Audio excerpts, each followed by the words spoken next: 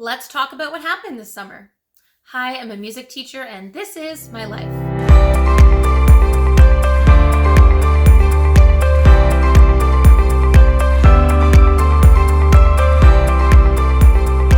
Welcome back to the channel, everyone, and welcome to those of you who might be new here. We're so happy to have you.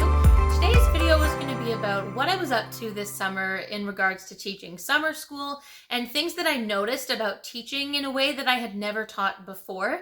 And at the end of this video, I will also be providing you all with a quick update of what the first semester of this year's school year will look like for me as a teacher. But before we get started, please make sure that you give this video a thumbs up if you liked it, subscribe to the channel, and ring the notification bell so that you stay up to date on all future content. Now, to give you all a little bit of context here, this summer I was teaching a grade 10 civics and careers course during the first 3 weeks or so of July. Music courses are not offered during summer school, so this falls under Canadian and World Studies and Career Studies, both of which are part of my other teaching qualifications. So I'm going to be sharing 5 things that I noticed about teaching summer school this year.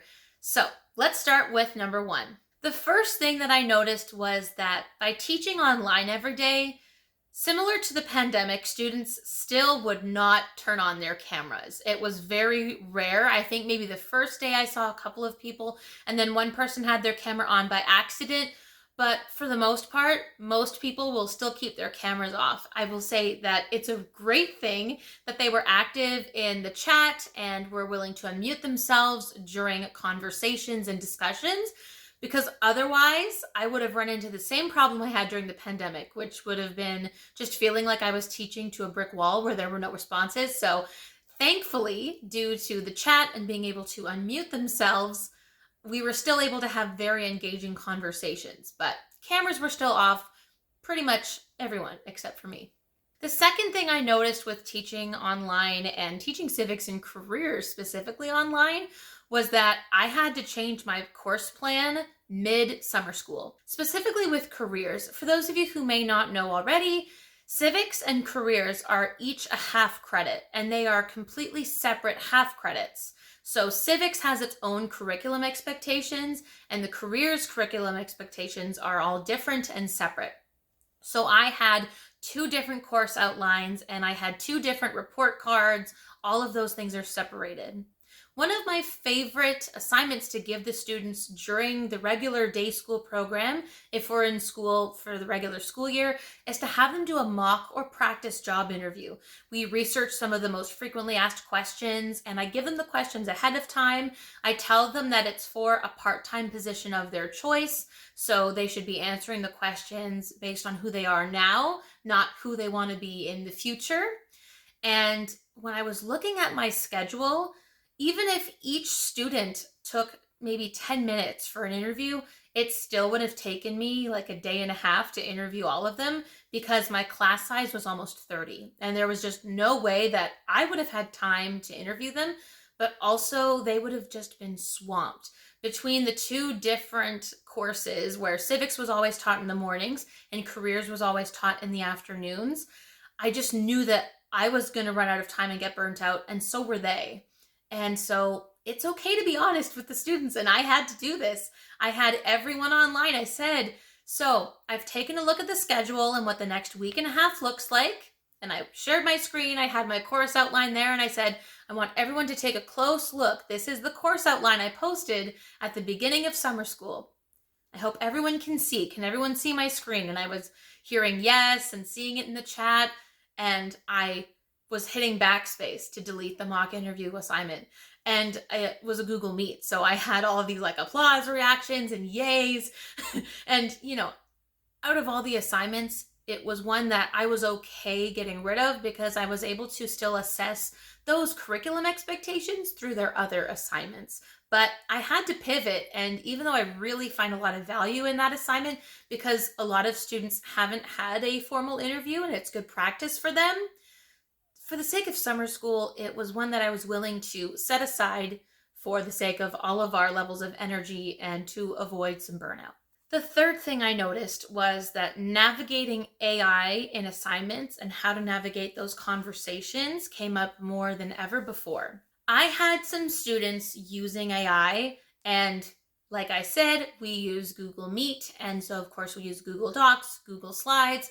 I have two different AI checkers that I can use in addition to the plagiarism checker that's built into Google Classroom assignments when you turn on that feature. So pretty much I can watch every edit made to a Google Doc like a video, and it will also tell me what percentage of what was typed out was likely written by AI. Of course, we don't want to make assumptions about students. We want to give them all the benefit of the doubt. When I noticed this, however, it meant that I had to use AI checkers, or at least it led me to feel like I had to use AI checkers on everyone's assignments.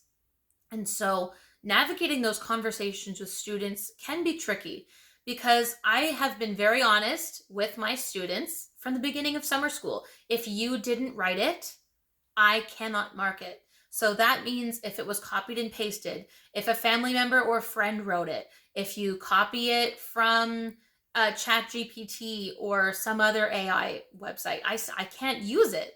That is not evidence of learning. That is evidence of copy and paste. And so there were a few students where I had to meet with them. And again, because we're virtual, a big challenge is that I'm not physically in the same room as they're working on the assignment. So I had to meet with them separately, and I played the video back to them saying, so it scanned your document and here's what I'm seeing.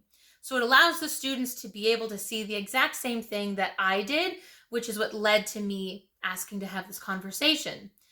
And I always approach it with a question of, can you help me understand what I'm seeing? Help me understand what's happening here. Because I'm at home and you're probably at home too. And this is what's coming up when I scan it. And I would like you to help me understand what's happening, especially because it's virtual. When there's one class Google Meet and I then have to ask them to join me in a separate Google Meet, they already have the feeling of, oh my gosh, the teacher is singling me out. I don't want students to think that singling them out or asking them a question automatically means that they're in trouble. Because sometimes I would be marking their assignments and I would just have clarifying questions like, hey, what did you mean when you wrote this? Because I don't fully understand it. Part of that is also because, if there was some missing detail and they were able to explain it, I could use their explanation as evidence of learning to help with their marks and their overall levels. But navigating those conversations was particularly difficult, especially with one family because the student was insisting that he was working on the assignment with family members, but all the writing was coming from him. In past experiences with other students that are totally not related to the same summer school program, I've had instances of students handing in work that their parents wrote for them because the level of writing that was being submitted was just extremely different from other pieces of writing that the student has handed in. So it was very clear to me that whoever wrote that other document was not the student. And so based on that past experience, it led me to think, okay, well, is this parent helping or are they overstepping and doing most of the work for the student? But thankfully, we were able to all sit down together virtually, myself, the student, the parent, and we were able to figure all of that out. But navigating all of those conversations and AI to decide what counted as evidence of learning, that was tricky because my marking took longer, and summer school being 3 weeks, you just have such little time. And those conversations can be tricky because parents especially, but also some students, they can really feel like their back's against the wall if they feel like they're being falsely accused of something. And you as a teacher, you don't want your students to be using AI to the point where it's doing the work for them. So you're trying to have these conversations where, hey, this is what I'm seeing and here's why I'm concerned. By saying, can you help me understand what's happening, gives them the chance to explain it from their perspective before a decision is made. And then you can collaborate with parents as well. And, during the day school program, if the student had other teachers, I probably would have reached out to them as well and said, is this what you're noticing with the student's work? Because this is what I'm seeing. But of course, with summer school, you're only taking 1 credit at a time, in this case 2 half credits, so they didn't have any other teachers, it was just me. The fourth thing that I noticed was that I was actually really surprised that I enjoyed teaching online. During the pandemic, I could not stand teaching online because, like I said before, all of their cameras were off, and at least in my early pandemic years of teaching, students barely really talked on their microphones when they unmuted. It was very rare. The chat wasn't all that active. And I think a big part of why I liked teaching online in the summer, 2 things that don't really have a lot to do with teaching and instructing, but I had virtually no commute except from upstairs to downstairs. And the fact that at home I have air conditioning, and a lot of schools and my school board don't have air conditioning. So for those 2 reasons alone, I think it was great to be able to teach online, but also it was only for 3 weeks. So I knew that it wasn't going to be like a 5-month semester or 10-month school year, because I found teaching online for long periods of time during the pandemic to be very isolating. And it's so hard because it's convenient to teach at home, but also the communal aspect of teaching, like to be able to go to a department office or a staff room and to eat your lunch with your colleagues and just to be able to share what happened in class, or maybe to vent a little bit or talk about an upcoming school event. That community is so important and essential, especially for someone like me who's extroverted. So I definitely miss that, but at least for summer school, having no commute also saved me a lot of time because I was able to use that time to mark or post things on Google Classroom, get things set up for class, and I was able to do that instead of sitting in traffic. And the fifth and final thing that I noticed about teaching online was, while it had its benefits, like I say, with no commute and using that time very effectively and efficiently, and on top of that, having air conditioning, teaching online definitely took its toll on my physical health. What I mean by that is that sitting all day for work is just not really for me. The benefit of teaching is that when you're teaching in person, you can walk around the front of your classroom as you'd like. You're not sitting at a desk. Well, at least I'm not sitting at a desk the entire time. And you might be walking from classroom to classroom if you teach in 2 separate classrooms, or you teach upstairs. You have to walk, from your department office to your classroom. Maybe you go to the staff room for lunch, what have you. And you might have hallway supervision, all those things. But sitting all day just isn't for me. And when I'm using my work computer, which is a Chromebook, and I'm also using my personal computer to be able to sometimes use a different device when technical difficulties arise, the hunching was just really bad for my upper back and shoulders. And it's also just good for your mental health to move your body. So whether that's going for a walk, going for a swim, or, I like to do YouTube video workouts where, maybe there's some dance cardio, maybe there's some free weights. I have some light to medium free weights, or, some yoga stretching, whatever that looks like. It's just really, really important to keep in mind that moving your body is good for you. And it's not something that you notice as part of your everyday job necessarily until you are, you feel stuck sitting at a computer because I'm on camera and my face needs to be within the frame and my Chromebook is only so tall. So definitely being mindful of moving my body every day. It was hard for the balance to be there because I had a lot of marking and I had a lot of screen time, but just to be able to walk away from the computer at the end of the day and say, okay, I need to go move my body because I've been stationary for hours, that can really be something that takes a toll. And certainly I noticed it. And even just talking about it, I want to fix my posture and roll my shoulders back and all those things. So definitely something that I noticed. So what does my teaching look like for the next 5 months? Here's a little update.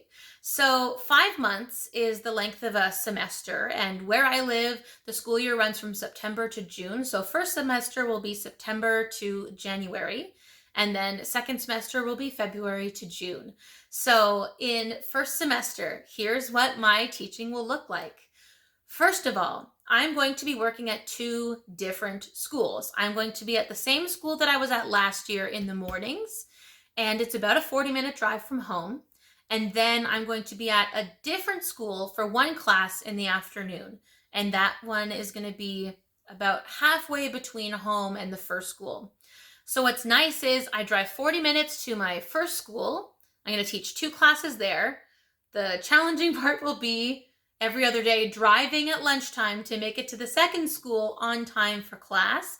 Every other day my class in the afternoon will either be right after lunch or at the end of the day. So on the days where my afternoon class is at the end of the day, I won't feel like I have to be in as much of a hurry. But the good news is that the second school is only a 20-minute drive away from my first. And then at the end of the day, it'll end up cutting my commute in half. So it's on the way home from my morning school. I won't be teaching music in those schools because music teachers typically are in the same school all day, especially if you have early morning or after school rehearsals. But that's okay. It's a job, it's a good opportunity, and I'm very excited to be doing that. The other part of my teaching that will still be happening this year is I will continue to direct the junior choir at my church. For anyone who's new to the channel, I direct a junior choir at my church for kids who are grades 2 through 12. Grade 2 where I live is usually when kids are around the age of 7. And I mean, last year I had someone in grade 12 who was 18 in the choir. So it's a large age range, but I'm very excited. That's where I will be doing the majority of my music teaching. And I'm really, like I say, I'm really excited to continue that this year. And of course, YouTube continues. I try to have some variety in my videos so that some of them are music specific, some are more teaching specific about the professions, strategies, etc. But I'm open to ideas. So let me know down in the comments what ideas you have for future videos that you would like to see on this channel. As always, thank you so much for watching the video. Be sure to give this video a thumbs up, subscribe to the channel to help us reach the goal of 1,000 subscribers, give the notification bell a ring, and also follow us on Instagram so that you are up to date on all of that content as well. And I will see you here next time.